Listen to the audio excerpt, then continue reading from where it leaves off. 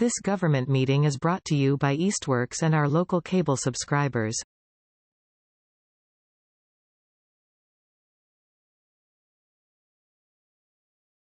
We might as well get started. This is the January 8th, 2024 meeting of the Manhan Rail Trail Committee, meeting both in person and remotely. We do have a couple, one new member and one potential new member. So I'm thinking that maybe we should introduce ourselves just for now. And I know that there's a new member remotely too, so almost new member. So my name's Barbara Bombard. I'm, I guess, the chair of the committee. No guessing. And then we'll just go down. I'm David Jaffe. I'm the clerk of the committee. Okay. I'm Ron Albertson. I'm a resident interested in the trail, helping out with the trail. Great.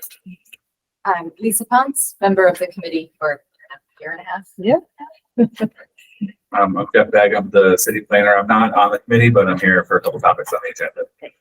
John Bader, do maintenance for trust, not trust. Both. I belong to community. I'm Liz Sturgeon, committee member. I'm Anita Luce Brown, and I just joined the committee. Yeah. And we have Jim Crawford. He's actually a pending member before the city council right now. So you're almost a member. Oh, yeah. I actually talked to the mayor and they said the paperwork was through, but who knows? Yeah, you've just That's got to nice be meet approved. everybody. Yeah. Yeah, you got to be approved by the city council, and that should happen next week. So Okay. All right. Great. you're close enough for us. Perfect. Okay. All right. Well, nice to meet everybody. Yeah. And Alexis, who is also on, she's another member of our committee. Hi. All right, maybe we should just get the paperwork out of the way. I've sent everybody a copy of the November 27th, 2023 meeting minutes. If anybody has any corrections or additions or comments. There's a letter missing from my last meeting, but that's all right. Sure. Yeah. Okay. Where it lists directors. Oh, under Sturgeon. Oh, Just a typo. Yeah. That's okay. You didn't put an O in it. That's important. you did that the first. I think that's what you did. Yeah. All right. If not, do I have a motion to accept the minutes of the November 27th, 2023 meeting? Second? Second. All in favor? Aye. Abstain? Okay. Perfect. Okay. Okay, I'm going to turn this right over to Jeff. Okay, great. Thank you. And I guess I just want to make sure people online can hear, but so I'm Jeff Bagg of the city planner. We have two folks from VHB. We have Michael Clutchman and Charles Sanderson. And so although we didn't practice in any way, so Michael, I'm assuming that you have the ability to potentially share your screen and give an overview to the committee. But the planning department has funded a project to fund a consultant. In this case, it's VHB, to do an assessment of the pavement condition of the rail trail, so for its full length. And the hope that we have right now is that with this assessment, it'll give us it'll form the basis for us to apply for funding through Mass Trails to go through and kind of systematically repair and rehabilitate. That's going to be kind of the word that we're going to use for Mass Trails purposes, to rehabilitate many probably small sections of the trail where primarily it's root damage has created a bunch of different heaves and conditions. And then after VHB's presentation, if you guys have questions, I'd like to talk about a letter of support for the grant too. So that makes sense, Barbara. Yep. I think Michael, I'm kind of fingers crossed because we didn't really communicate too much, but that you have something that you can share with the committee on your progress so far. Sure. No, thanks. Thanks everyone. Nice to meet the whole committee here. So yes, we do have a progress update, and we do have some stuff to show you. We're not 100% finished with our sort of documentation, but we finished our site work and our field work, and now we're pulling together our analysis record of all the little cracks and larger cracks and issues, plus some cost estimate information. So I'll show you a little bit of that progress for a section of it, and sort of how that's going to look when we pull the whole stretch together. In addition, Charles is here. We both were out there on separate days, but Charles, and he can show you at some point. I'll hand it over so you get a better idea of what we're working with.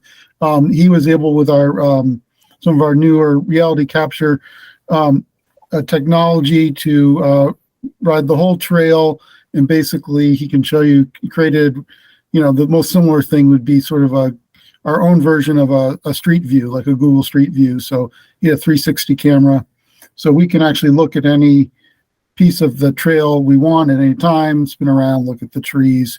So it's a really great resource to go back as I'm going through. I had him do this first. I went out myself. I have the experience with the trees and such. So I used, sort of knew the spots I was headed towards, sort of confirmed what I was seeing in his documentation. But again, it's very useful going back now and have that as a resource to look at exactly what's going on in each place. But let me show you sort of what this sort of boils down to, and then I'll let Charles, when we're looking at different types of issues, sort of show you a little bit of how this technology works. So let me try to start presenting here.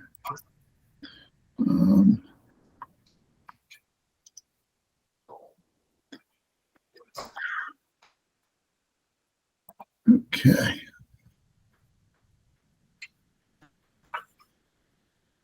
All right.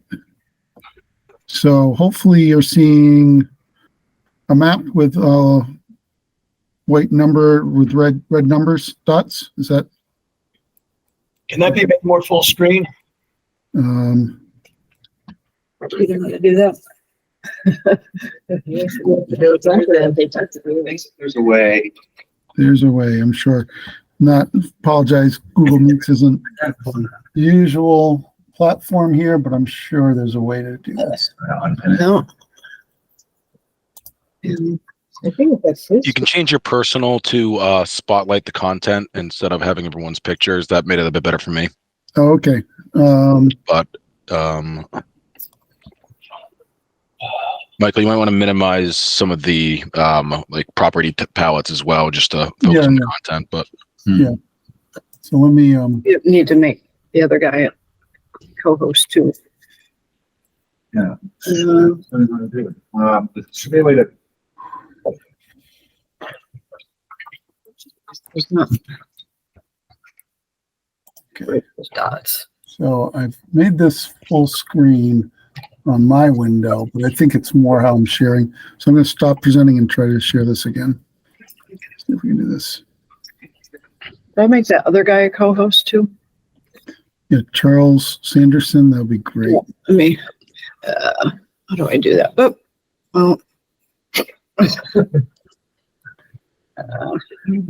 People. And we can see it, Michael. It's just the way it's set up for the room. It's a split screen, so I guess we probably can do the best we can and walk us through it. Okay.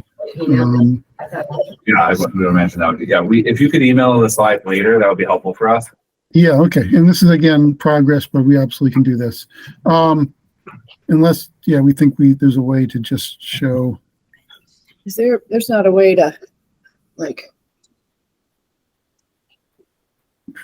Oh yeah, that's the one. If you pin the map.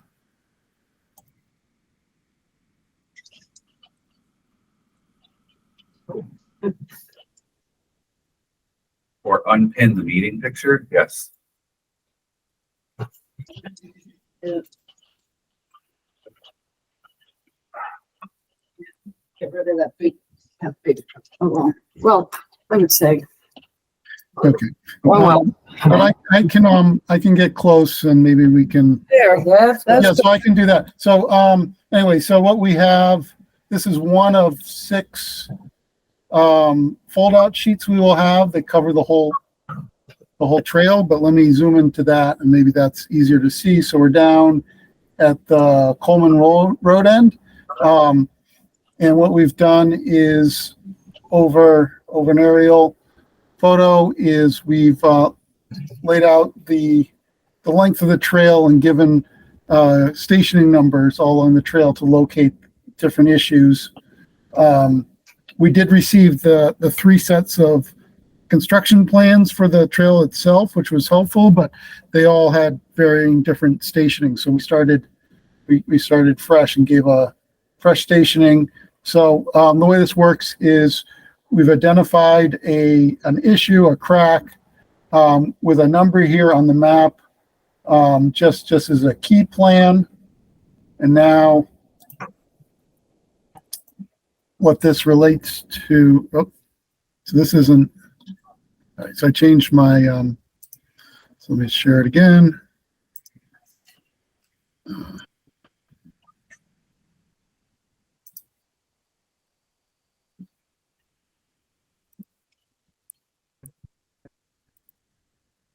Try this.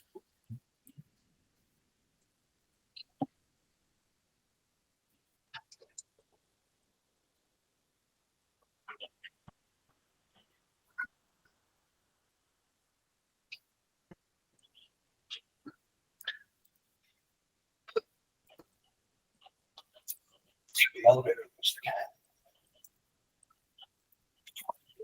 I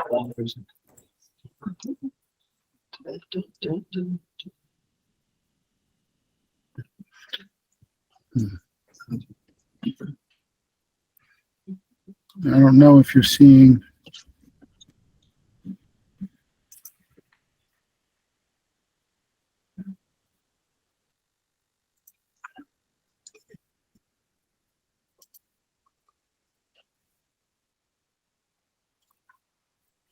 I'm not currently seeing anything right now, Michael, but Yeah, let me try this. So just switch what screen everything's on. Yep. gotcha now. Yeah, it was just funny. It didn't want to switch. All right. So apologize for that. Can we see the cell sheet in any way, or should I zoom in?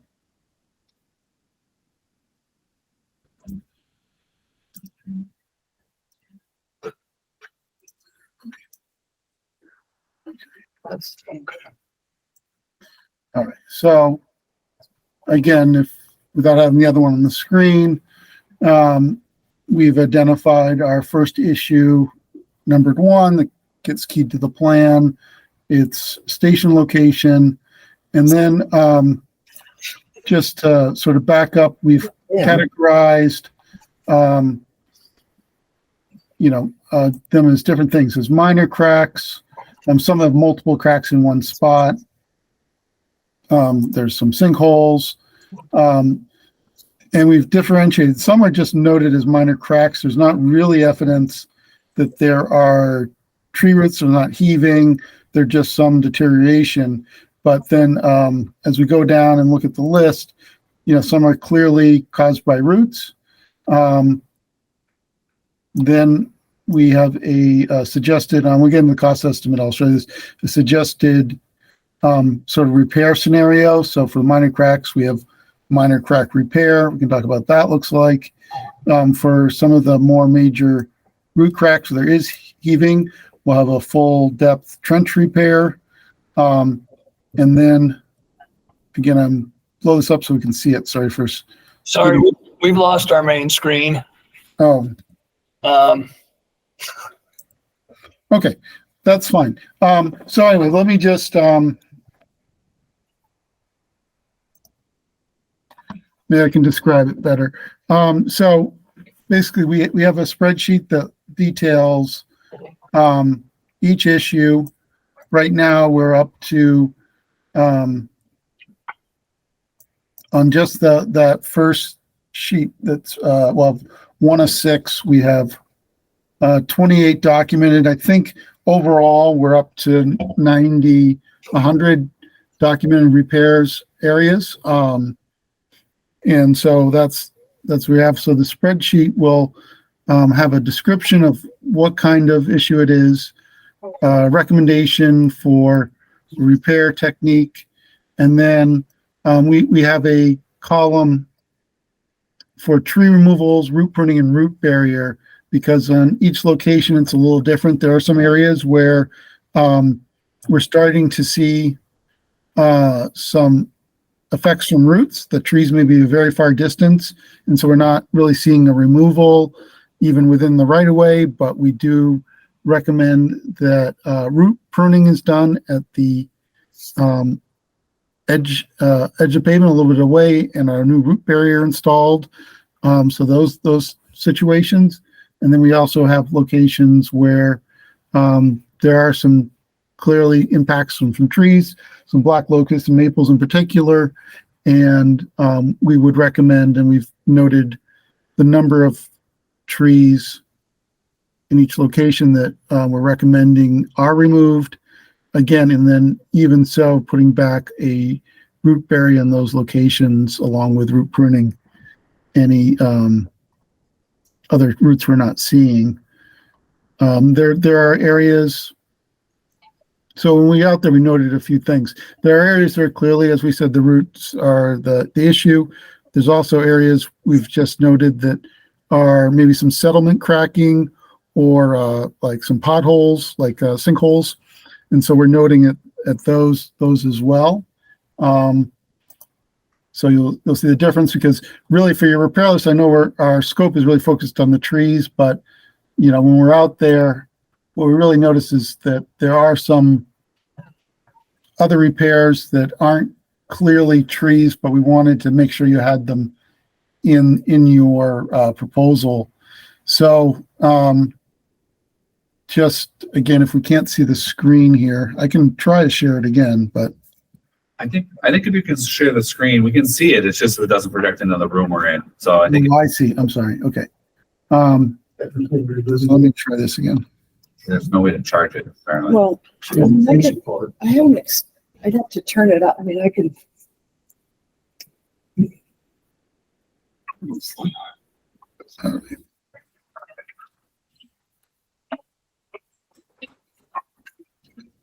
So just to sort of give you a progress on how we're quantifying these and the cost estimate, to sort of take a step back, I'll go to the bottom here.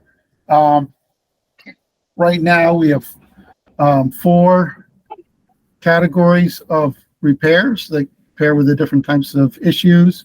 So again, we're calling, there's a minor crack repair. So this says in locations with minor cracking, a crack seal will be applied to the crack, and then a seal coating will be applied centered in the crack for a 10-foot by times 6-foot area. The city engineer is currently coordinating with your paving contractor regarding repairs. Just the information we have. Asphalt repair, we specify this. This item will be used in locations where there's a significant crack but no tree roots present. So these would be the sinkholes. Asphalt repairs includes removal of existing pavement for a 10-foot by 4-foot area regarding of the subbase and patching with new asphalt. So that's really giving it a new compacted base. And then full depth trench repair, locations where the tree has already been removed. Full depth trench repair will be proposed. This will include removal of tree roots under the path, addition of tree root barrier systems, and replanting the surrounding area with loam borrowed seed. Full depth pavement repair includes 4 inches of HMA pavement with an 8-inch gravel base in a 10-foot by 6-foot area centered on the crack. And then the fourth one is with tree removal. I think each crack doesn't have like one tree, so I think we'll be counting up sort of the tree removals separately. But just wanted to give you a preview of how this is done, because, for a small crack, it might be $35 each, but really the way this is going to get bid out in the end is a contractor is going to assume a kind of amount for mobilization and other items, typical transportation projects. So we'll be quantifying the cracks based on our inventory. That will add up to a number of days, and these will all total up again, however many we think for it's a full asphalt repair. Again, it's based on those rough areas we had. So if we have an area that has multiple cracks, we may add 2 for that one issue when we get into the cost estimate. And then full depth, we do a full depth crack repair, could work out to about $1,000 each. And then this is the first shot we did, is the full depth trench repair with a tree removal. We're adding a few thousand for a tree removal. Again, I think we're going to revisit this and really pull out maybe the number of trees as a separate item, just because they're not consistent with a tree and a crack. So that's sort of where we are. Really, our observation is there's a few different conditions out there, a couple different causes. Definitely trees are a large portion, but there's some other things going on that could be taken care of at the same time. Back to let me just zoom out a little. Our running list here. One thing we're gonna fill this out for the whole site and start applying our cost estimate. We know that there's sort of a target for the Mass Trails grant, so we may come back and assign or even get some feedback from the group on priorities. I mean, I would assume anything that's is making bumps and really dangerous situations would be a priority. But we may have to prioritize some of the repairs to fit your budget. So we have a column to prioritize some of these repairs. Some of the smaller cracks, again, may not be necessary to include in the overall construction bids. I don't know if anybody has any questions at this point, or we could let Charles show you how the video capture works, and we could look at a couple different conditions, maybe even. Actually, I have a question. Sure. So over the past, we've tried to we have installed root barriers, rigid plastic root barrier, several locations, and we have a whole bunch of it left, and it just doesn't really seem to do much. Just wondering what you're envisioning as to what you mean by root barrier. Okay, well that's interesting, because I was there are different root barriers that would sort of fit what you're saying, so I'd be curious to see exactly which product you have. When I was out there, I saw some of it pushing out of the ground. It looked maybe a little thin, but I'd have to know for sure. One of the documents that was sent over was done by a planning commission maybe 10 years ago, that documented the length of root barrier that was installed, and they described that as a more of the fabric-based kind. So that's what I was thinking might be out there. But from hearing from you, that's what was put in when the trail was built. Yeah. But we installed, we dug trenches and down, like a foot or more. One area you can see the top of it is down at the South Street end. It's probably, how big do you think? It's like at least More than I thought it was 18 inches. yeah, it's pretty big. Yeah, they come in different depths, 18, 24, 36. So, there is a pretty hefty one that is sort of panels that are 36.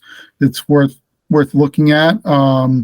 One thing, I don't know if it's when you installed it, was it pretty clear the roots were present when you were? Yeah, so you dug down and you saw, that's what I was curious. Yeah, so you are seeing the roots, and whatever went in, the roots just ignored, basically. Yeah. Think about it. tree roots go way down into the ground, so Going to the locust, but we have to get it with yeah, Right. so going 18 inches down and then coming back up again, is no problem. Yeah, so I was just wondering, like what would work that we haven't already tried for a root barrier? I just, Mhm. I don't know. Yeah, no, so I guess be curious to see which one you had. I know which one we would recommend, and if that's the same one, then that's it. But in this case, I would recommend a 36-inch deep barrier. So that may help the situation to have a deeper one than 18, but Yeah, I don't get the box. I'm not sure. yeah. So would that add to the expense because you need a deeper trench? So that's more labor. Yeah. I mean, so we were thinking of a 36-inch deep thing, and we were when we were sort of in our cost estimate, we were looking at it in 10-foot runs or whatever, because that's and if we had a longer area where there's more trees, we would would double it. So I would say let's put two together. Okay, here I have it right here. Yeah. Okay. It's, we have 17 3/4 boxes. It's 18 inches high. Yeah. 52 feet per box. That's what we have. So the one you're saying is twice, so, and that's the max size that's available. Yeah, the 36 is pretty much, I'd have to look, but 36 is usually the deeper one. So that's it, that might be, Okay. especially in some locations you've had trouble, it's probably worth trying. There's a big difference for a tree. 18 inches, I agree. They're going to be there, but for a tree to send roots down 3 feet and come back up, it's going to be a little better. I also had a question. When you're out there, did you look at trees that were dangerous trees as well, or were you just looking at trees that were affecting the pavement? My focus was the pavement. I didn't notice anything particularly dangerous, but I think I was looking down at roots more than up. But that's one thing. Maybe when Charles takes us on our tour, we can go back and easily, now we have this, we can take a ride down the trail and look up and around and see if we see things that are overhanging. I mean, a tree that's overhanging the trail with a limb is also likely sending roots under it. So, that may be two reasons to consider removals. Okay. Barb, can I jump in? The other issue is after any kind of windstorm, we have a tree down, we have branches down, and, it requires fast response by either a volunteer or by the city to remove it. But more importantly, it's a risk, it's a danger. Someone could be at that particular moment riding or walking the trail when that tree comes down. So we really want to add that to the list if it's possible. I don't know if the grant can cover that, but, clearing out any risky trees or branches, I feel is a priority, as well as the cracks. And I'll jump in. I mean, I think one of the things that we're going to grapple with is that the grant, it sounds big. So the grant maximum award is 500,000, and we will have a conversation after the presentation that, there will be a limit to which the city can fund the difference. So where I think we're wish listing and adding, I think we might actually end up being in a position to cut stuff out for the first phase of the project, so to speak. But I think it depends on when VHB gets to finish their cost estimating based on and I think Michael said there's like 100 mini projects, 100 items already. Depending on where that number comes in, I think unfortunately we might actually be talking about reducing the scope of the project before we can increase the scope.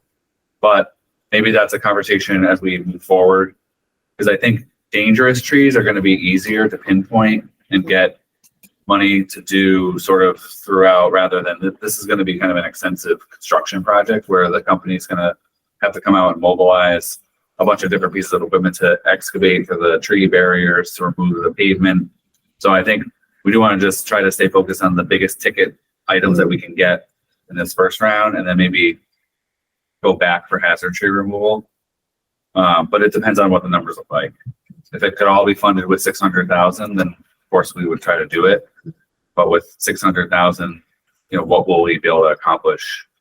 I think that's going to be a hard question. Hard to say. But.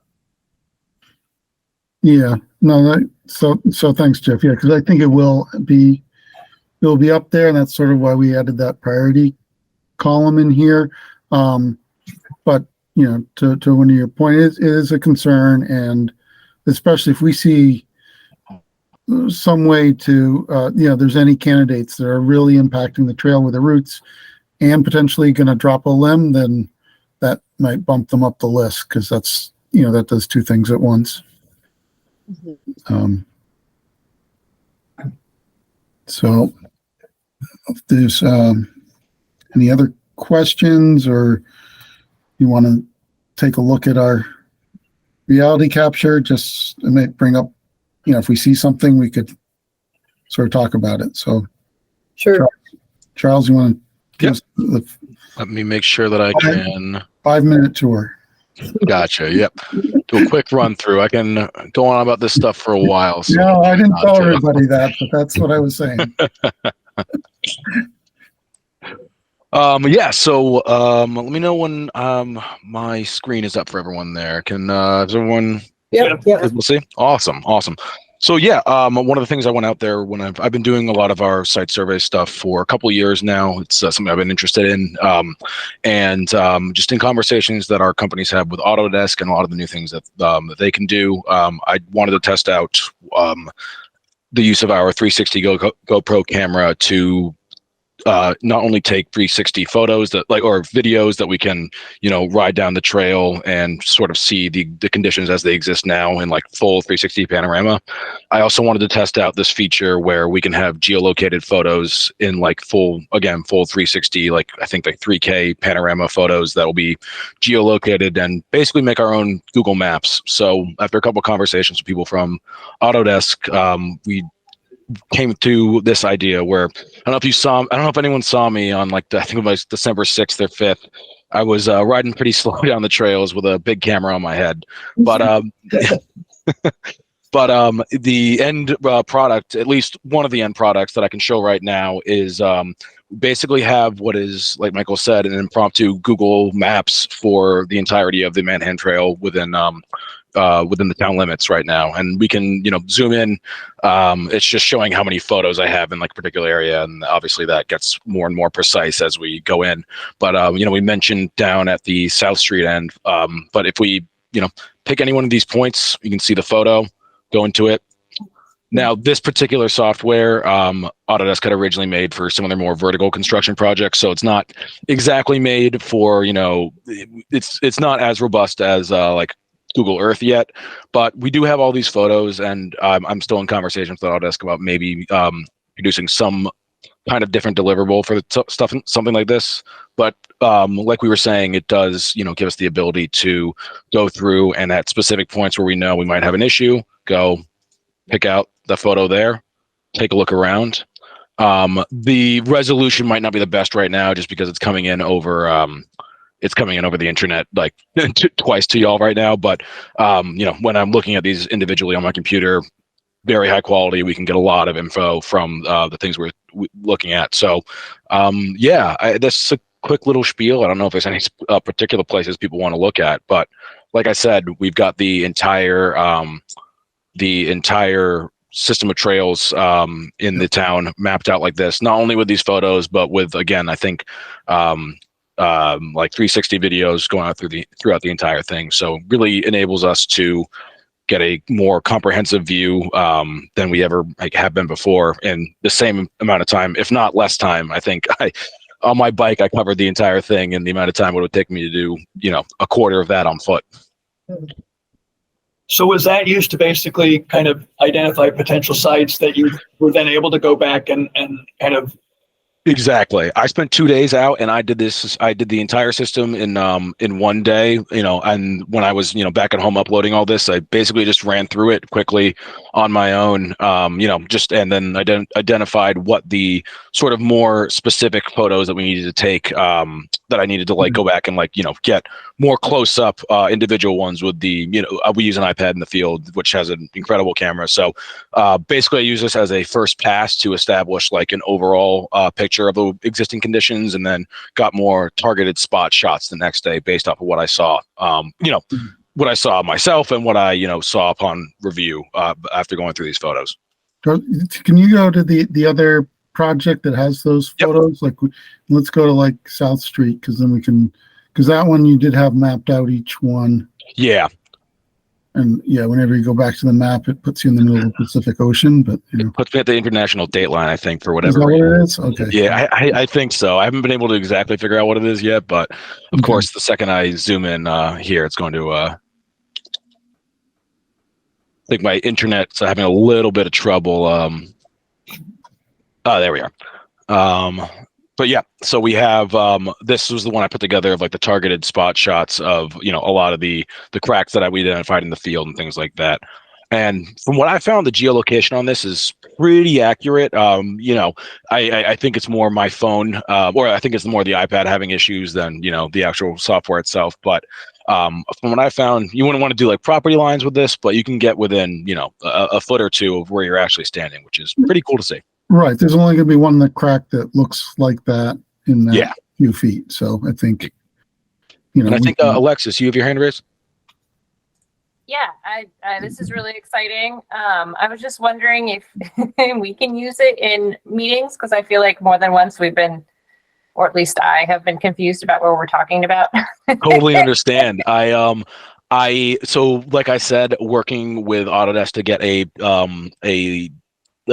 deliverable version of all this. Not exactly sure what the timeline on something like that would be, and I need to talk to our IT department about the permissions of sharing this exact link. But something we can get back to you on. Awesome, thank you. No problem.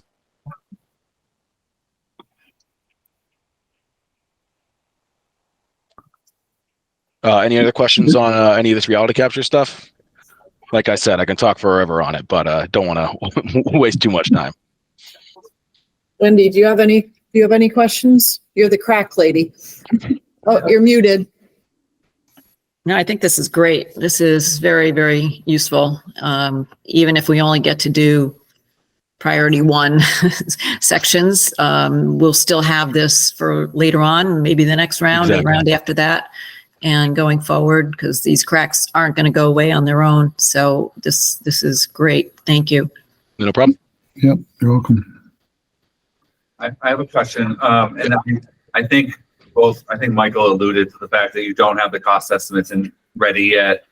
Do you have an approximate timeline for when you think you would have kind of those completed? I guess that's really the question I have, but I'd like a timeline for completion of the cost estimates. I mean, it's really, they kind of go hand in hand, because now that we're categorizing each one, really just have to fill out the other sheets. I'd like to say, in a week or so, we should be pretty good. So we'll just keep moving, but we should, we should be close in a week. Okay, and then I have a higher level question first to the committee and then to VHB, but I guess I'm worried that the number is going to be very large. And taking this comprehensive look at the 4 types of repairs that can be done.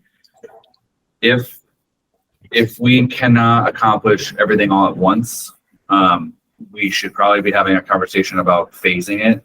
And I think my question would be whether, I guess this is just a question for everybody, but whether it would be phasing it by section and doing everything in a section, or going through the whole trail and tackling one issue. So if it's the full depth reconstruction of a crack with removing the roots and doing patches all the way through the whole trail. I guess I'm kind of not sure how to proceed because this is a little bit out of line with how I wanted to be presenting this to you, which is we would have the cost estimate and have an idea of what we can actually do. So we're a little bit of chicken and egg, but just a sense from the committee and then maybe VHB if we have thoughts on how we might, if we need to, how we might break it up. Mm-hmm. Sure, let's hear others take on it, but my immediate thought was to pick the most severe and make sure we're focusing on that. Anything that might be a safety concern for someone who, if there's a crack or something that, might cause someone to fall off their bike or someone trip or someone who's, Yeah, some of the, I mean, I think just on the trail, you can tell some of them are like small cracks that could, be there for a while. And then there's big cracks and there's large straight cracks. Yeah, there's serious. I mean, safety hazards. when you were out there, I mean, were you looking at them like in terms of which areas seemed more severe? Could you like target like the more severe areas? I mean, yeah, I mean, because Charles did the first shot and then I went out there and definitely, noted the more severe ones. I mean, you can kind of see the hotter areas. And sort of as I, take my notes and combine them with another tour through these images, we'll be recording them that way. So we can prioritize, that in that manner, like even within the ones that are clearly root issues, clearly, an inch of frost heave, root heave. So we can definitely look at it from that point of view. And Jeff, to sort of, to your point, yeah, we're kind of running all at once here to get this done. I think once, this week we'll start putting these numbers in here, and I think a safety point of view kind of makes sense as one approach. If, we can quickly do another spreadsheet and say, what if we phased it and see what that looks like? But I kind of think, my recommendation, would be from a safety point of view, anything that really was, and you know what, that's, probably, I'm not the pavement guy, I'm more of the tree person, but I'll talk to our pavement folks. I'm thinking that anything that is a larger crack and starting to fall apart is also probably a better bet that's going to stop further settlement and water deteriorating or undercutting things. So I think that's the way to go, that anything that's, clearly visually heaving or a large opening would be the place to start. And we can, we can then assign priority based on that. Right now, we're just doing it in linear order, but we could sort it to. I think it would almost be good to have, no matter what the price, like the big picture. Right. And from the big picture, narrow it down to the safety issue, top fixes for the phase ones, depending on what the big price is. Seems like it would be good to know what the whole thing might cost and then break it down. Yeah, no, I agree. We'll give you the whole thing 1 through, I'm calling it 100. We might be 90, might be 110. And then we'll give you that whole thing. And, maybe that's $1 million. I really don't know at this point, but then we'll give you the version that fits your anticipated grant budget. And so it might be number 1, 7, 12, 15, 16, and so on, just, that we're attacking. I think that would be great. I think it's good guidance from the committee. I think safety is the great place to put this, because when you look at what the Mass Trails program has for information, they did a study across the whole Commonwealth of trails, all kinds of different rail trails and things that are similar. And the Manhan gets a B+, which, is great. But Mhm. for our purposes, a B plus, is not like we know we have conditions, and I had struck up a conversation with Barbara and Wendy and realized that there have been complaints about people falling, either both walking and biking. And so I think despite the B plus that the state gave us, I think if we go with safety and if we have some sort of testimonials that people have reported falling and getting potentially injured or even just falling, because the user experience is what is part of, so that's in the draft letter, like part of what we want to accomplish is enhancing the user experience. And so I think safety is a really good narrative for that. Then the other part of what we're trying to accomplish is to take the biggest ticket items that we can away from, concerns of DPW. So if we want DPW to be taking over the trail in the next couple of years, if we can take away those big costs from them, that's kind of the second objective of this grant. So I appreciate it. It's just something I think Michael said, we're kind of building this as we go, just because the deadline's February 1st. So we just don't want to miss the opportunity to apply for something. Right. And hand in hand with the safety piece, it's also, it can become an accessibility and equity issue too. Like, Absolutely. are there members of our community who would love to use the trail and physically cannot because of the condition, et cetera? I've wiped out on the trail and it hurt. It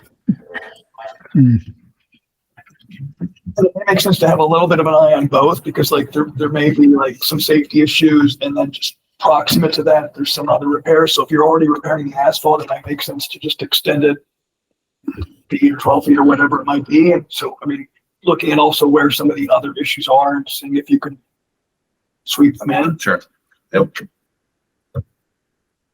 Okay. Good. Well, this is great. I mean, I appreciate the committee's support. I mean, this is what I think this is part of what the Mass Trails program is expecting, is for the city to have kind of put in resources and hired like the teams who can do these assessments. And I think it'll give us kind of a living document to be using for the next couple of years, chip away at those. I did want to make one caveat. I guess it's a question and a caveat, I mostly for Michael, but for the committee, that I don't think this project by itself includes fence repair or fence removal, but I think the data will have been collected, so that I just want to kind of make sure that we're just approaching this from the same page, as I know that there are issues that this committee has dealt with the wooden fences, but I think based on the size of what we're gonna look at, I think the fences are gonna have to be separate or later. But I know that those are issues that somebody's talking about. We've had fencing removed already. The DPW has just done it. So, Right. I Okay. mean, down the road. There might be key sections to replace, but then keep removing them whether or not. Right. Okay. That's good. Yeah. Actually, I have one question, just for talking about different things and something I noticed when I was out there. The areas where there's bollards, the control bollards and different things at the road crossings, I noticed a lot of that is just sort of what you might expect, but there's, settlement and cracking right along those, right at those, I think they're mostly removable bollards. Those could climb up the list too when you sort of look at them, because there's some issues that are coming right the sort of differential settling along the concrete footings there. But again, you're not likely to ride right next to them, but I just wonder how high on the list people feel situations like that should be. It has nothing to do with the trees, but I think if they are significant, you might want to yeah, I mean, the stuff at the road crossings really is not. I know the trees. You're looking for a good example of that. Look by Fort Hill Road. Fort Hill Road? Okay. I knew there was one, and I couldn't remember exactly where it was. Yeah. No, I'm talking. Sorry, talking about safety. When I was riding the trail, yeah, maybe it's even up this spur here. There's a bridge up of, and there was a gentleman biking towards me who actually, it wasn't anything on the surface of the road, but he looked up and he hit his handlebar, his mountain bike handlebar on the bollard, and ended up wiping out right in front of me. he was fine, but I'm really surprised he was. But it was right at one of those bollards. Maybe this. Yeah. Can we just ask him to make sure that can everyone hear us? We ask Wendy. Wendy, can you hear us? Yes, I can hear you just fine. Yep. Okay. Yep. We missed Michael's question. Yeah, the other laptop went into update mode, so we Okay. missed a little bit there. Yeah, you're fine.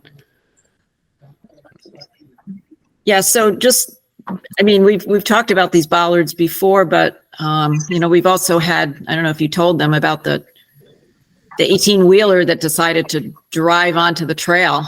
Oh, So, there is a reason why we put them there. We want to keep people from driving on the bike path, but I don't know, there are other ways of preventing that, but it would require reconstruction and redesign. yeah, no, I'm not really saying the bollards are necessarily the problem. It's more that some of this cracking seems to be more sort of the settling that's around the bollards, because I think it compacted as well and then it's settled. So just as far as a repair, a crack at a bollard versus a tree root heave, I'm just kind of wondering what is sort of more, I guess maybe we can think ourselves here, what is more of a safety issue, but it's just sort of something I remember seeing. While I have my mic on, I do agree 100% with safety issues and areas first. My question is for you guys that are more engineer guys, looking at it as a construction project and the cost involved, is there a way of looking at this so that we can get the most out of the money that we're getting? In other words, I think somebody alluded to if you're doing one dangerous crack and there's some other things right next to it. In other words, is there a way to group some of these and accomplish the least amount of interruption to the trail users so that we're not doing a bunch of different sections this year and then a bunch of different sections next year where we're constantly closing and opening sections of the trail? I just want to think of all the different ramifications of doing little spots here and there. But again, safety first, that's definitely a priority. But if there's a way to do safety first and still be smart about planning how to go about the worst areas, just wondering if there's any engineering types that could contribute to that response. In my experience, the mobilizations is a big part of how we go about estimating things like this, because mobilizations of different teams is a huge part of the costs, and especially when they happen multiple times. So that's definitely a big piece of the calculus when we do estimate things like this. And Michael, correct me if I'm wrong there, but yeah. So I mean, sort of types of repair, kind of that to sort of think about something that might focus on, because they can move down the trail once they sort of immobilize. It's not that, it's not that, but I think it's, again, if we're looking at the biggest repairs that are the most dangerous, it's going to be that full trench repair. Yeah. They're going to be the most expensive, but they will be the most, but that will be one kind of process, one construction process. And so instead of picking, 20 of those and then a couple small crack repairs and a couple others, I think if we start with the major issues, that will kind of, in a way, be most efficient, because it'll be one sort of construction process going on. Again, if we get all of those and you have budget to do other things, then we'll just move to the next one. But like the small crack repairs, I'm guessing, again, maybe we'll be surprised, but I'm guessing the small crack repairs, which is really just like a sealer, that may be something that we don't do right now, but is always an option for the city to do, or to go for further funding, because right now it's not creating a safety issue, really. It's just better to take care of than not. Right. We'd rather prevent it from becoming a big crack. Right. I mean, yeah, anything you can. Yeah, but that's a good question. Thank you.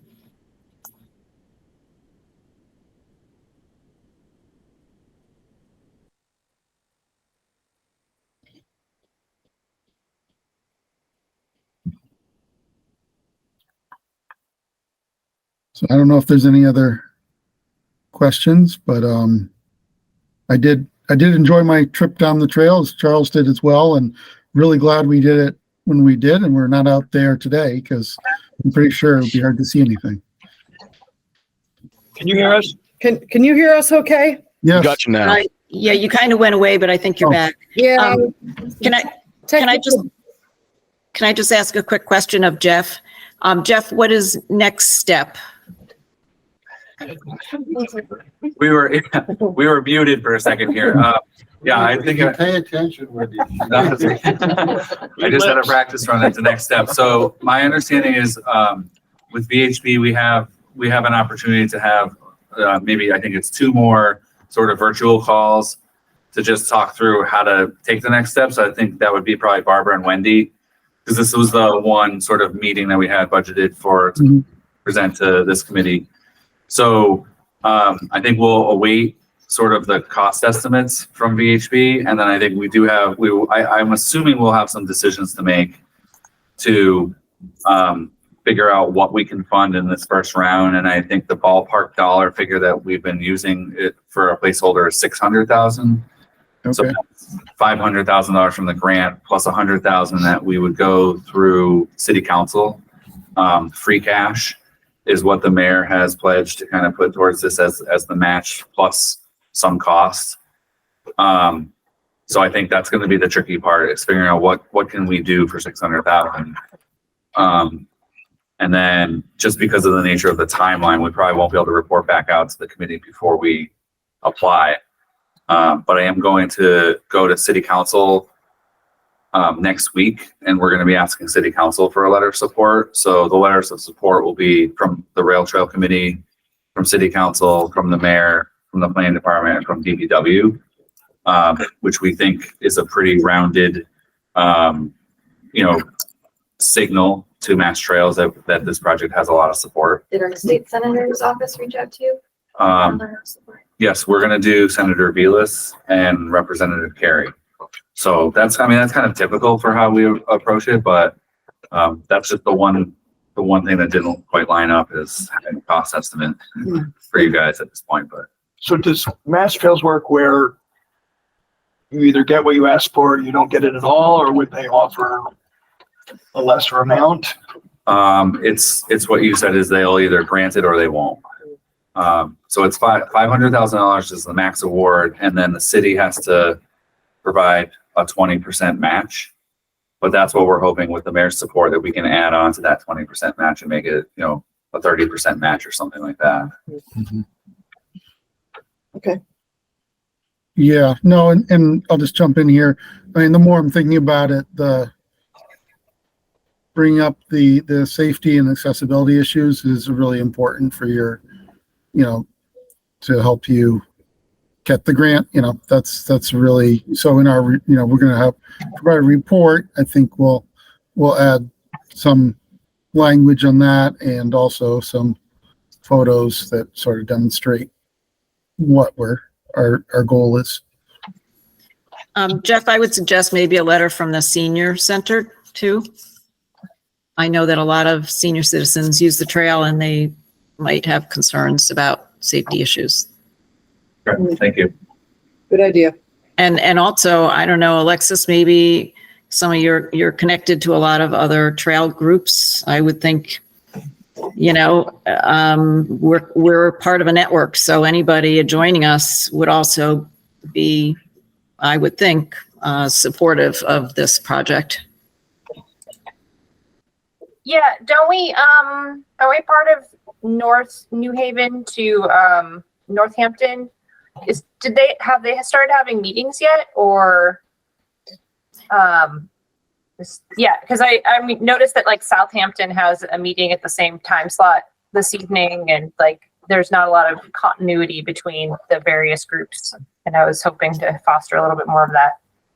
Yeah, we could ask them, and we could also, even though we're not technically part of the cross, Massachusetts Trail, we are connected to Northampton, which is at the one of the apex of the two trails. So I don't know. Northampton, I would also ask for a letter from Northampton. I'm sure they would supply one. Alexis, what about Mass Bike? Would they write one, you think? Yeah, I could ask. Yeah. Connection with Northampton, Friends of Northampton Trails. Close connection. We don't. Turns out in my day job, I work with the guy who's the vice president of the Southampton Trails. We discovered that like a week ago.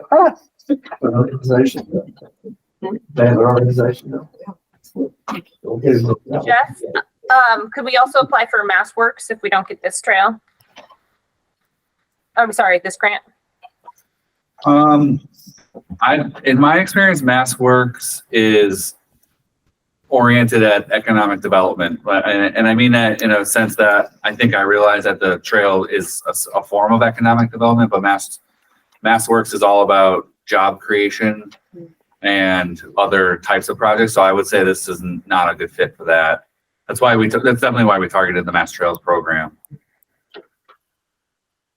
But I think for the purposes of VHB, because their billable hours are clicking away here, Okay. so I think we Yes. probably let them go. All right. Yes, thank you. All right, thank you. Nice to meet everyone. Thank you. Thanks. Another thought I had, Jeff, is just the area around the Union Street intersection for the trail, which obviously that will be part of the Union Street project, which is separate, just to make sure that they're not including that in the proposal. So I think that's really good. I think we can make sure we clarify that they're not including that intersection at all. Yeah. Okay. All right. Jeff, did you want to go over your letter at all, or? Sure, if I could. Yeah. I don't know if there's copies. So it's We have a few copies around. I made. my best attempt at a draft, and what I would hope the committee can look at it. I mean, I think it is still subject to change. Yeah. I think what I think we would ask for is the committee to vote to authorize sort of Wendy to sign it, or Wendy or Barbara. I do think it'll probably have a couple tweaks, Yeah. but I tried to create it as an outline because we don't have the narrative yet, because we're really waiting to see what VHB comes up with. But obviously, we're hoping you vote to support the letter tonight. The application is to rehabilitate, so that's some terminology that Mass Trails is using, portions of the trail. And then the first couple sentences are really kind of just a very quick summary. And I think the way it would work is usually the grant narrative allows you to build out each of these sort of thoughts a little bit more. They usually ask for a history or overview. They usually ask about, the value of the item to the community. And then they ask about what the project is. So I will go through and check all the dates with everybody, but I think the first part of the trail was completed in 2004. Mhm. We can make sure that that's correct. And then just kind of stating that we've invested heavily in completing the 6-mile path. It connects us to Northampton and Southampton. I'll make sure the directions are correct. And then a goal throughout the master plan, and then some of the work of this committee in 2017 was to better connect the trail to neighborhoods, schools, and downtown. We have the Safe Routes to School grant, which is going to directly connect the rail trail to Park Street. It's going to be an accessible grade that comes up from the rail trail and meets up Park Street near the Lusoni Rink. And so that's a really important project to show that we're continuing to expand the trail. And that's going to be huge for the city to connect to Mountain View. And then in the 2021 open space plan, it was quoted in there as the most utilized recreational resource. And then I pulled out that in 2020, it was designated as the National Recreational Trail. And then maybe this is where some of the tweaking will happen, but it is important that we identify that it is close to areas mapped for environmental justice. So that's a group based on income levels or ethnicity, language barriers, and that's a high priority for the state to fund projects that are close to or adjacent to those neighborhoods. And then through Mass Trails, they have a priority trails document, and we're happy that the rail trails listed. And then this is where I mentioned before, it received a B+ at the statewide condition survey. But, you know, in talking to Wendy and Barbara, that we have received complaints from users over the past several years about deteriorating conditions, and that's really what we want to highlight. Reports of users falling while walking and biking, and so that's that safety issue. And I think here's where we would probably put accessibility and equity, and we would build that out in the actual narrative. And then we're referring to the VHB assessment, which is going to reveal that there's extensive work to be done. So then finally, kind of the two primary objectives that I think I want to make sure that everyone's on board with this, but I think the way that it would be proposed is to enhance the user experience and to rehabilitate the trail. This needed some work. I think I was cramming before I came today, but basically we want to be able to hand over the trail in better conditions at DBW. And that's part of that dialogue that the city's having about them taking over the responsibility for it. So that's kind of how that letter's structured. Do you think the best, do you think this letter should come from like Wendy signing as the president of the Friends and then me signing as the chair, like kind of a co? Yep. I do think that'd be great. I think it can be co-signed by both of you. Yep. And I think what I'm envisioning for the city council letter is going to be similar, but that one will probably focus on the importance of funding it, and a little bit more on the DPW's, you know, future role of taking maintenance responsibilities for it. So that's kind of how the city council letter will be a little bit different.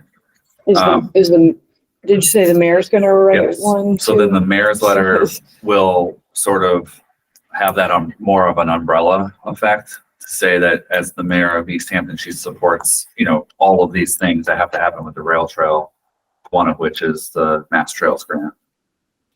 Okay. Do we know, does the trail intersect with all 5 city precincts at some point?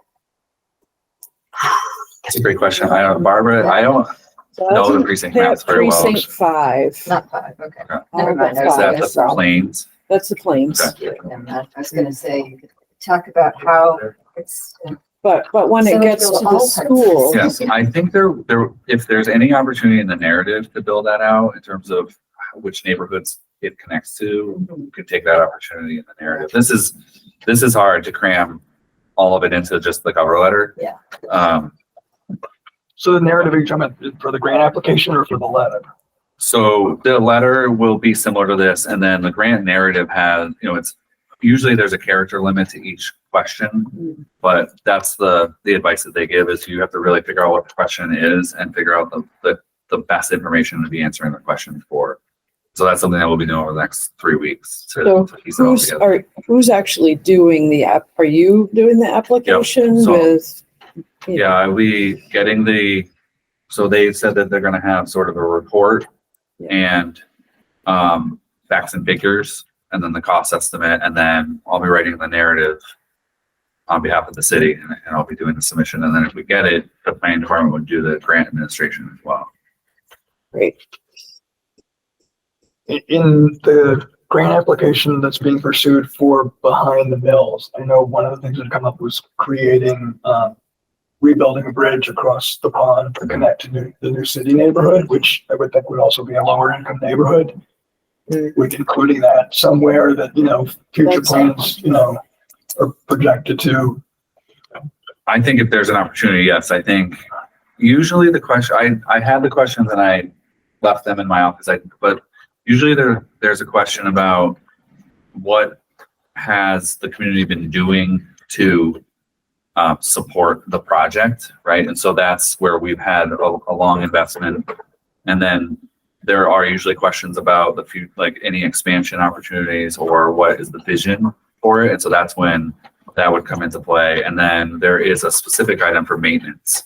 And so Mass Trails will definitely expect there to be a plan coming into place for the future maintenance of the trail. So the Friends of has done a tremendous job over the past 20 years, but I think kind of taking that next step to kind of putting it into a city department. So that'll be important for the narrative. And it's due, February 1st is the date, right? Correct. Okay. This is not abnormal. This is normal. like the grand scramble, but I just apologize because we had hoped to have the cost estimate, but Yeah. it's just not, it wasn't possible for them to get that for this Well, meeting. another week or so.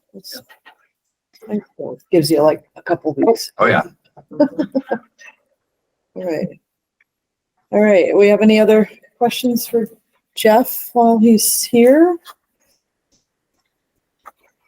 Do we want to decide who's going to contact who for the additional letters while we're all sitting together? I can do Northampton Rail Trail.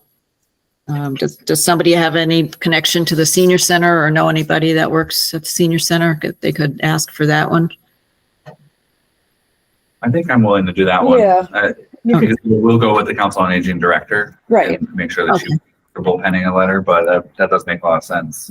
The other one would be Riverside Industries, because I know that they, I'm pretty sure that they use the trail on occasion. And what is the name of the organization, Barb, that former Bike Path Committee member, she runs for folks with limitation? All Out Adventures. Outward Adventures, right? Yeah. They used to, I think they still use the trail. They do. Yeah. Does anybody have her contact information? Well, she was a city councilor. I mean, All Out Adventures, I'm sure we can reach out to them. Yeah. I've been in contact with them quite a bit in the last 6 months. Yeah. I would just say that we're like kind of late for asking for letters. So I think if these will all be valuable extra letters, but if some of them don't come to fruition, I don't think it's detrimental. So I think you can send them generally a draft is usually the best way to expedite it. Yeah. But it is a little bit late. I did actually have an interaction with Representative Perry and Senator Vilas today that both of them said that they would work. If I send them a draft, they would work to get it signed. So, and the rest of them that I mentioned before are all sort of in-house letters that are easy to get. Yeah. Yeah. Yeah. I think, we get what we get and. Yeah, we can ask. I just asked Wendy for the same thing. If I can get a draft, then I'm more likely to get you a letter. Yeah, I mean, it would be good not to have them all be exactly the same. I mean. Wendy, I think you're on mute. Are you trying? Yeah, sorry. I was thinking, we don't want to use Jeff's. Yours is a little bit more elaborate, but maybe other organizations would have something a little bit simpler. So maybe we can run something together to give people for that. Wendy, you had sent David several samples of ones you'd used in the past. Maybe you can kind of pull those out and see if any of them may. Yeah, I'll write up something and get it out to everybody. All right. So you need us to vote? I think. I think as long as we're in agreement that we'll, take this, Jeff will work on it a little bit more. Well, because it says it voted unanimously. So Well, we could take a vote that we will, that we are in support of the grant application. Yeah. support of the grant application and, And agree to provide a letter of support to the planning department in pursuit of the grant. I think that'd be great. Perfect. Yeah, I think that's good. perfect. Is that a motion? That's a motion. Okay. Is there a second? Second. All in favor? Aye. One last question, Jeff. When do you need that signature by? Because I'll be out of town for another 2 weeks. Is that can I sign remotely?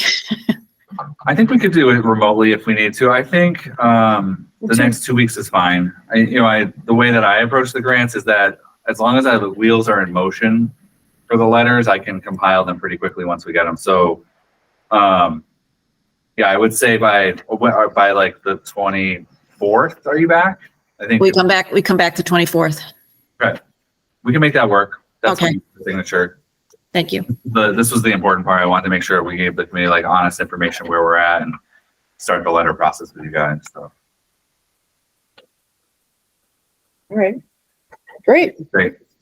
Thanks, All right. Jeff, for all of your, Thanks. thanks for all of your help on this because, I mean, this is like way more than we'd probably be able to do. So. Yeah, and I would say what the biggest caveat is we have to try like this. Right. We don't want to miss this opportunity. So we're doing our best to try.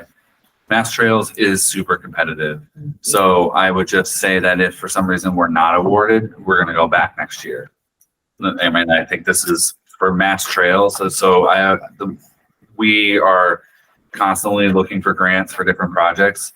And I think like what Alexis asked about like Mass Works, we have a couple projects that we're kind of trying to size up for Mass Works and other grant sources. And this Mass Trails one is kind of the top priority. We do have another Mass Trails project that would be out off Hendrick Street to repair some of the trails that still, when we had that microburst, there was a section of trail that just got devastated. And that's a Mass Trails kind of project, but I would say that the rail trail is a way higher priority. So I think we'll keep trying. This is the only sort of Mass Trails project that I'm aware of that we would keep trying for. So if we don't succeed at first, we're going to try again. Okay. Sounds good. Great. They just got a bunch more funding too. Mass Trails did. What? Mass Trails got a bunch more funding for this year's cycle. Good. Oh, excellent. That's good news because it's super competitive. Every community wants a Mass Trails grant. So. And it's a statewide. It's statewide, right? Yeah. Yeah. Okay, great. Well, thank you, and we'll be in touch. All right. Thank you. I know Jake has been patiently waiting all this time. Could we do him next? Yeah, sure. No, that's about all we have. So Wendy or Liz, you can introduce and.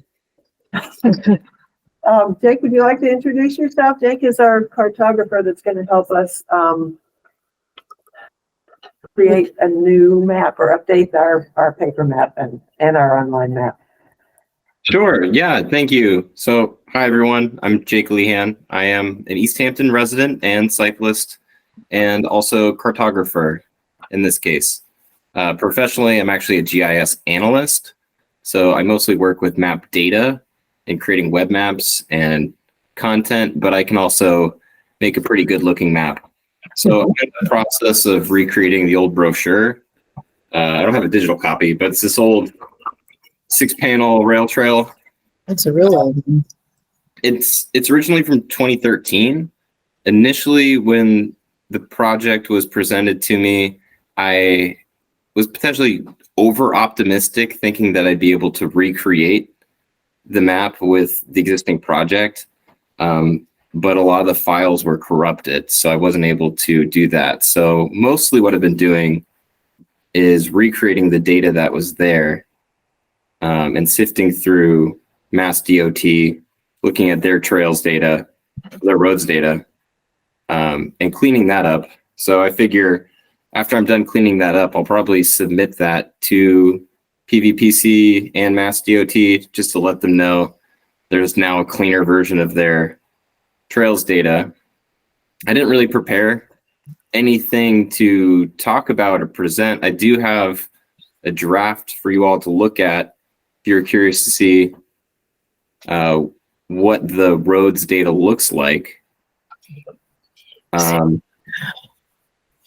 And the one thing that I've been trying to do, and Liz has helped with this conversation started with George and Wendy and Liz.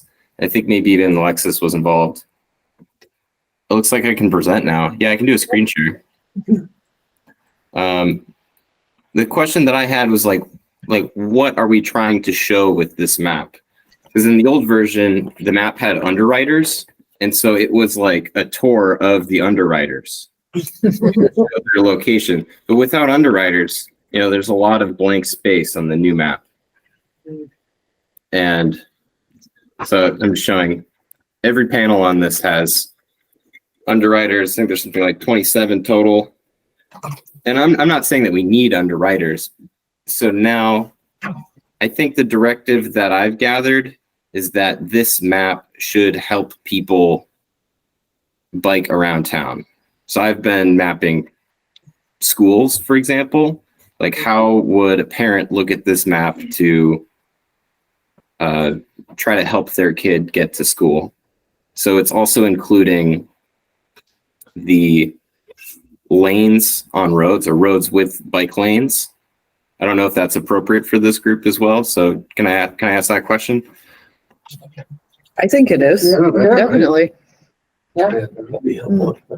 Okay, yeah, and so that's what I've been doing with the Mass Trails data. Sorry, not Mass Trails. It was interesting hearing the Mass Trails discussion. Mass DOT roads data.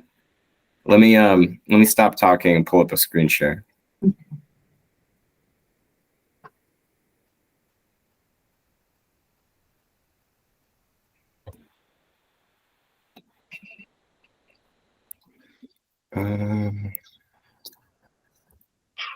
This should look a little better. Can you see my my Adobe project here on the side? Yeah. Yep. Okay. So, I mean, this is pretty large. This is at size. I forget exactly how big it is. I think it's 27 by 13. It's like a standard tabloid. But it's, I'm just recreating the layout. It's the same layout as the original, minus the underwriters. Recently, I brought in a bunch of trails data. So you see like DCR trails from OpenStreetMaps, which sometimes cut through people's backyards. So I think one of my next tasks is going to be combing through the trails data to figure out what's useful and what might get people in trouble for trespassing. I'm going to zoom in. Can you see? I have more data for downtown Northampton than I do for Easthampton. So here in Northampton, we have, I'm presenting a map. It's really not a great map because the legend's down here. So the blue is shared use. The purple obviously is the rail trail. And then the darker blue is bike lane. So that's roads with bike lanes.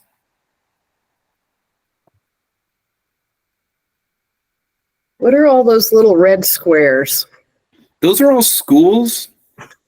Well, we don't have that many schools, do we? Where? I guess I don't know where I'm looking at. That's Northampton. That's Northampton. Northampton. Okay. Oh, I see. Never mind. It is a lot of schools. And I'm working in the background here. It's like doodling for me, just like messing with the schools data. In the original version, it looks like they only selected for schools that are like secondary, not secondary, like high school or Voc schools. They didn't actually include any elementary schools in the original map. And maybe that's something we want to do to make it less busy.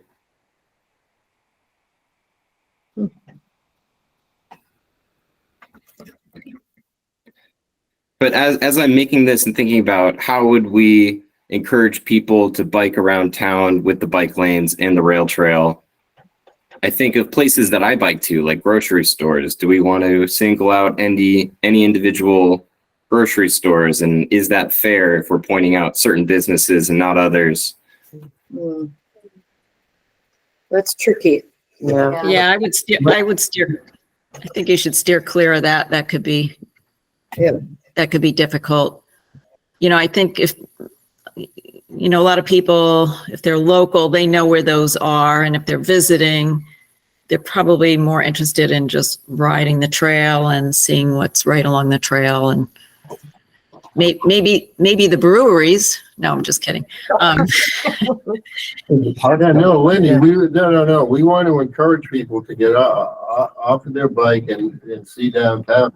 One of the reasons it's so great having the trail go right. Yeah, but through we downtown. can't, I don't, what's happened with the old map is it gets outdated. And if we're not gonna have advertisers, then I don't think we can pick out any particular businesses. No, I'm matter. not saying, no, I No, agree with you that, know, but I'm just we just- saying, we want to.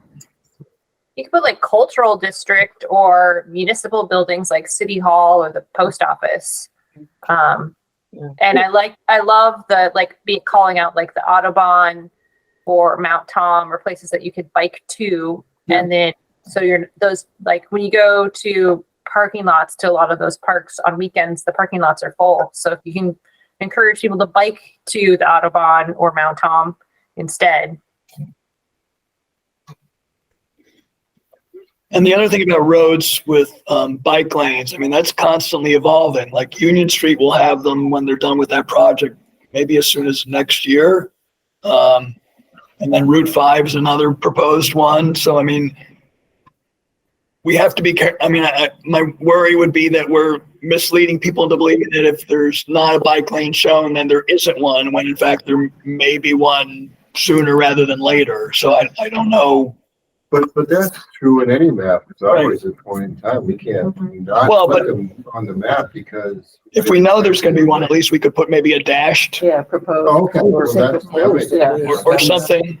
Yeah, that would be really helpful. If there's a list of proposed bike lanes that I could add, I'd love to do that. I have the proposed Southampton section, the extra 3.5 mile section there, which is the same intention, but The safe routes to school. Right. Trail extension that's going along Park Street. So is there a bike lane that's gonna be on Park Street? It's gonna be a separate shared use. yeah, I mean, this is a good topic for the Easthampton group here, because there are no bike lanes according to the data in Easthampton. Yeah, not yet, but they're coming. So I'm hearing Union Street and Park Street. Yeah. Well, Park Street Street's from. is gonna be a separate, large sidewalk. Right. So it's not gonna be on the road. So it's not gonna be a shared street thing. But it'll be a trail extension in that it'll connect the Manhan Trail with the new school. But that should be dashed though, because Yeah. it won't be for another 4 or 5 Right. years. But it's coming. And Jake, I think- likewise, the other place is from the northern tip of the trail in Northampton by the Oxbow. From that point over to the bridge, the exit bridge, the 91 exit bridge, there will be, at least it's planned or proposed a bike lane on Route 5. Yeah. Oh, wow. Yeah. That would be So great. that would be a dash as well. Yeah. So I wonder too, as I'm building this project, I'm using all the most popular software, ArcGIS. It's an Esri product. I bet the planning office has one. So I'm trying to create a project that could be updated and recreated. And then I'll share it in a couple different file types so that if we did want to go in and just update the data, that would be easy. What I found was the layout for the old project. I think it went all the way back to 2013 and it had been updated to a certain point, but then the data got corrupted. So I have the old projects, but I just don't have any useful data for them. So in this case, I hope that this would be something we could update every year, every other year, and I'll hand off those files to you all so you can go from there. But this already has been very helpful for me. I haven't really had a chance to talk to anyone about this. And so I was looking also to designate from the rail trail folks, a couple people I could have this kind of feedback with. That's always helpful at this phase. I'm expecting to finish this around mid-February. And it's useful to have sort of this back and forth. It doesn't have to be with the whole committee. In Robert's rules and everything. But Alexis, I see that you have your hand raised. Yeah, I believe PVPC is also working on something like this for their entire MPO for both Hampshire and Hampden. And their bike ped meeting is on Wednesday morning, and I can ask. Okay, I think I found a version of that. I was looking up maps around biking that exist just to And they're see if the information we have. Updating it. There's an old version, like 10 years old, but I think they're updating it. Okay, thanks, Alexis. Well, I think Liz, you're a good contact. Okay. And Um, Wendy, can you continue with, to be a contact person? Sure. and Jeff may also come into Yeah, play. that's a good idea. on- We'll loop him in. Okay, and Jeff is a city planner too, so he might be a good one to contact about the Definitely. Right. Future plans. attending future projects. Correct. I think Main Street's another area that eventually probably. Yeah, they're working, to put bike lanes in that. Does it make sense to add a date to the map? Like, information accurate of Yeah. X Yeah, it date? would be a good idea. Yeah, absolutely. So great idea. Because Right, Just come out and people start guessing. right. Can you could put a little copyright date, right? That's free to do a copyright date. or just a version date, just Yeah. something, I don't think you can do that unless you're actually truly copyrighted. right? Maybe not calling it Version copyright. 2024. Yeah, Yeah, I'd say current as of yeah. Right. the date that it goes out. Yeah. So Google 2.0. So have you not spoken with Northampton on this at all yet, or? Yeah, George was from the Northampton. Okay. Trails. Has Okay. been talking with Wendy and Jake, and they have it all And- along. So would there be like blow ups of, like on the other one, it had like blow up sections? So what would be like on the other side, or,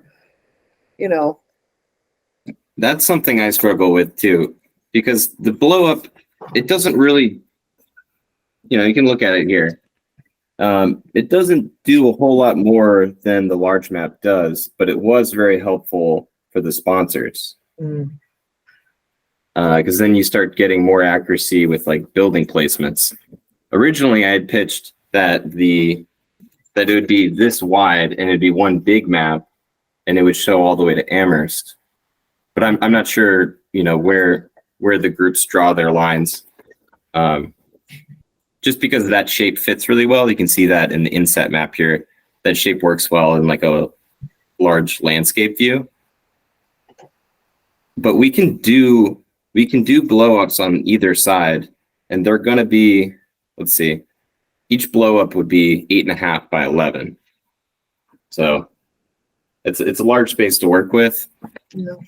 And I'm a little bit concerned about that. I think it's going to be too much detail, maybe a lot of blank space. I guess I kind of like the blow up of Easthampton because you could actually read the street names. Whereas on this, you can't really see any like street names. Like if you were to come up to an intersection, Yeah, you you couldn't can't find it on the map. you can't find it on the map because it's too little. Whereas the blow up one, you could, at least in the downtown, you could see some of the names of the streets. That's a good point. Yeah. We'll have the blow ups as street maps. Yeah. I agree, Barb. I think the blow ups are helpful. If you're ever traveling in a new place and you don't know where you are, it's helpful to have something large enough to see some of the main streets anyway. I can also do the outlines of structures. So it wouldn't exactly be addresses, but with the detail that we're gonna have, we could do building outlines and street names. I don't know. Do you think I'd have to see that. It's hard for me to envision that. Let me see if I can change screens here. like if they don't have names on them, I'm not really sure what they would really mean to people.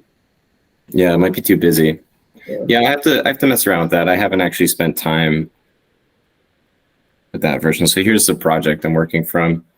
And the base map that I have now, I have as a placeholder just for this meeting. It's actually the Mass GIS base map, which is pretty good. But when it goes to print, it doesn't have the resolution. So I will be trying to recreate something similar.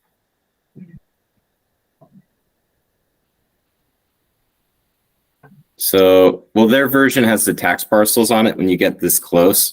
I think in my version, I would not include those tax parcels. No.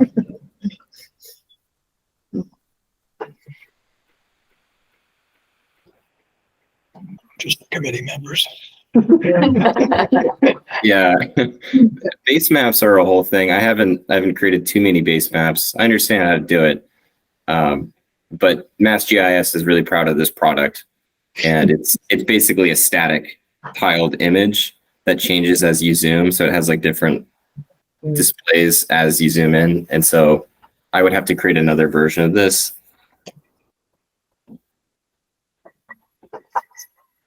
But, you know, just for a demo, I mean, this is kind of what it would look like at the zoom in 8 by 11.5 view, something kind of like that.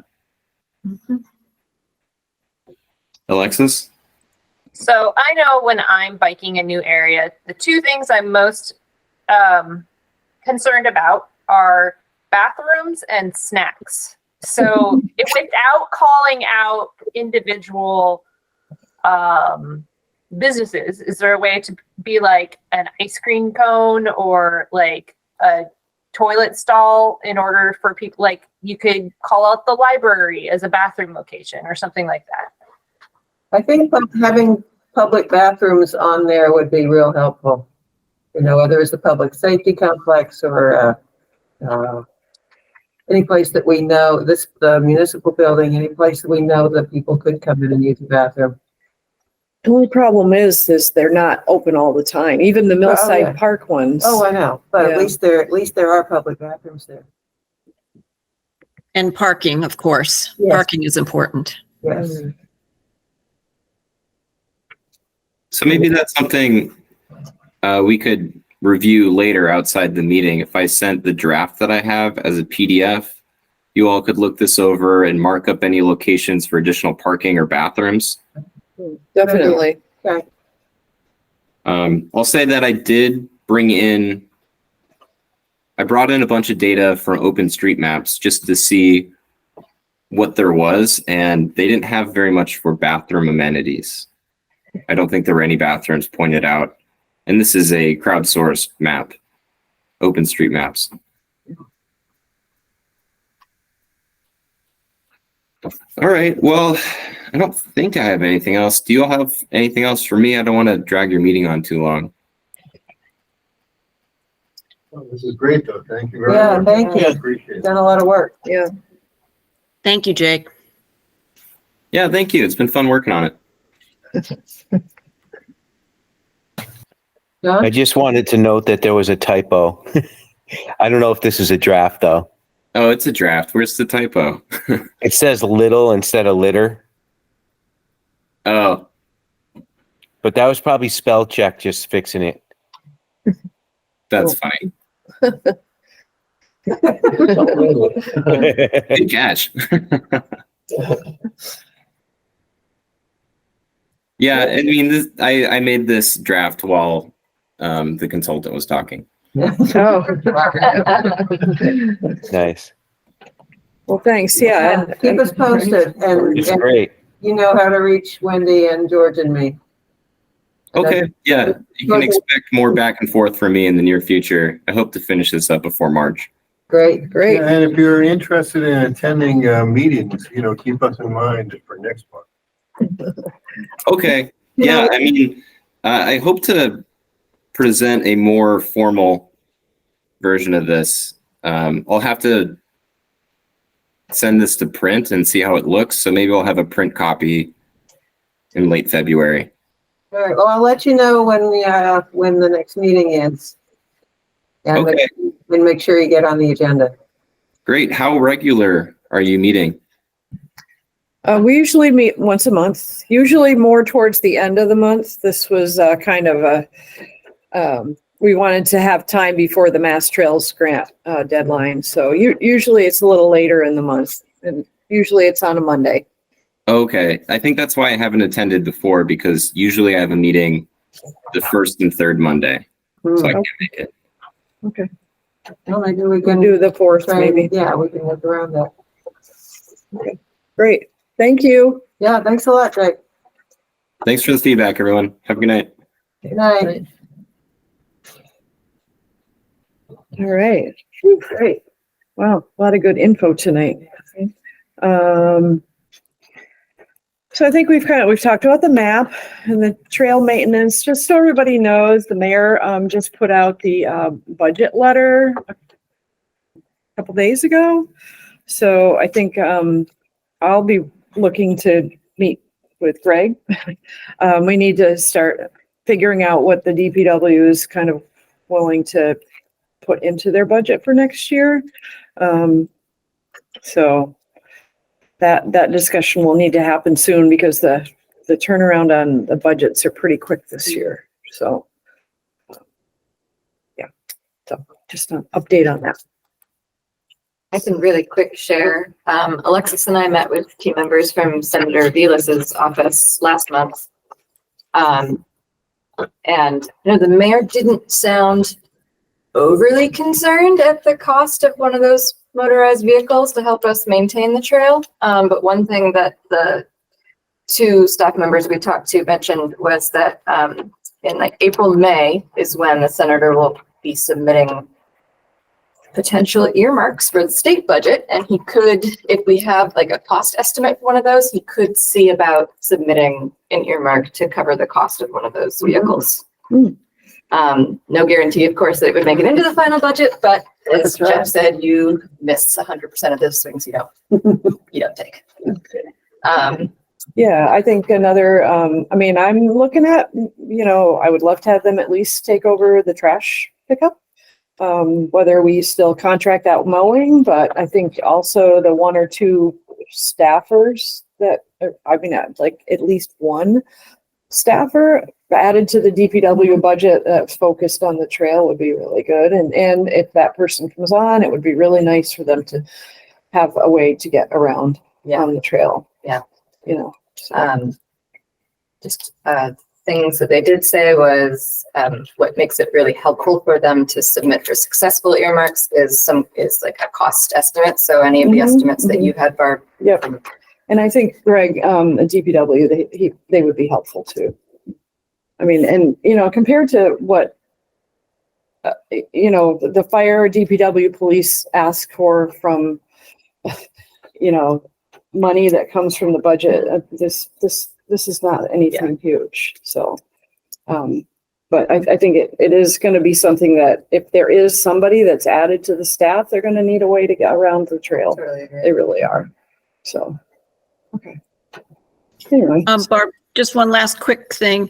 It seems to me somebody on the committee, was it Alexis or Lisa, one of you I think you mentioned you got thrown on your bike by one of the root cracks or something, or maybe both of you. And I was wondering if you could put something in writing, just email me and because Jeff is collecting all kinds of comments from people, and I've gone through and collected a bunch of Facebook messages and emails. But if either of you have experienced any kind of, issue with the crack causing you to go off your bike or whatever, please send it to me. Thanks. Yeah, Alexis, you said you did, right? You fell. Yeah, over behind the Ferry Street Mills in one of those. I think I even took a picture of the circles in the ground because I was so mad. Yeah, if you could put that in writing, that would be terrific. Okay. All right. Well, it's been long enough. Why don't we pick our next meeting? one Sorry, more. Steve. So these are the signs that finally came from the finally. New Haven and Northampton Canal Greenway. We ordered 6 of them. We just passed them out. So I'll be happy to put them up along the trail. Well, we should have, if we're going to put them up, we need to figure out probably some of Peter's tamper-proof screws. We need to figure out where they would need to go. Okay. So maybe what you can do is kind of pinpoint where you think they should go. Okay. I don't think I have any screws, but I have the catalog where he ordered them from. Well, there might be. Or maybe the some of Public Works, because these would be, so people would steal them like crazy. Right, you're probably right. You're probably right. Yeah, those are very nice. Can you hold it up to the camera so we can see? Oh, nice. Okay, is it plastic? Like a metal? Some kind of composite. It's some kind of composite. It's plasticky-ish. Yeah. Heavy duty, yeah. Yeah. I like the design. Yeah, very nice. Remember all the haggling that went into that design? Oh, yeah. Oh, I like it. It's really nice. All right, your assignment, go out and figure some good spots. Okay. Very good. Screws. Okay, so if we want to kind of stick to a fourth, did Jake say the fourth? He has meetings the first and First and third, he third. said, yeah. February 26th. Works for me. Oh, is that yeah, that's Monday. Yeah. February 26th. And if he comes in person and brings some printed things, it'll be a lot easier to look at. Yeah. Awfully hard to see. I know. Okay. Yeah. All right, next meeting, Monday, February 26th, here. 7:00. Sound good? Yes. All right. Jim? Yeah, could somebody send me some like background information about the grant?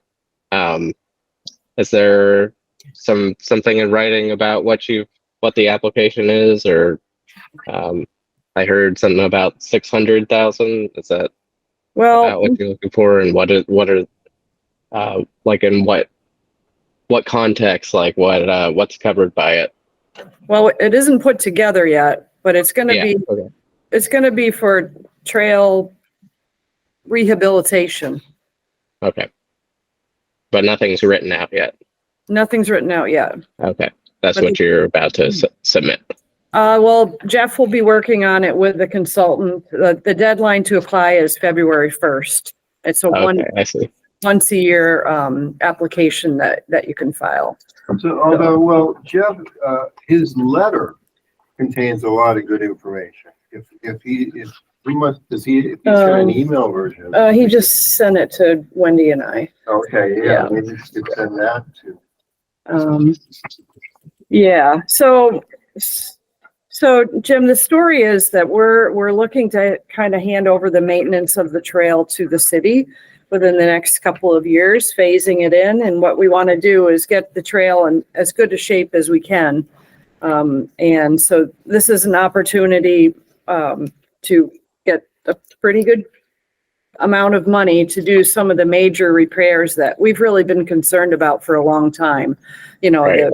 the roots, the cracks, other things. And, you know, I know, Wendy has had it on her list for ages, but it's just such a big thing for a little volunteer committee to try to do. And we've done some sections, some small little parts, and it's really expensive just to do one small section. It's just beyond us. So Right. this is an opportunity for us to get some, money to really make a difference and make the trail. And when we hand it off, it's going to the city in pretty good shape. So that's kind of the whole idea behind it.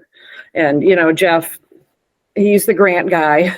So he knows how this works much more than we do. We don't know how to do these things. And so through his department, they hired this company to do this assessment so that when we have the grant, it has actual data and figures behind it. We're not just like picking a number out of the hat. Gotcha. So We that's want to kind hand that out as an A+, not a B-. right. So, But you're about a month away from putting something in. well, the company, what do you say, that within a week or so? Yeah. And then, so Jeff, he'll be working on it, probably through the next couple weeks, to pull everything together. First, we got. Right. So we've got to get the letters. Jeff's got to work on the narrative. The company's got to come up with a figure. We may have to pick some priorities about what we want to do. So that's going to be worked on in the next few weeks. All right, great. Thank you. Okay. All right. Motion to adjourn. Okay. Second. All in favor? Aye. Aye. Okay. Thank you. This government meeting is brought to you by Eastworks and our local cable subscribers.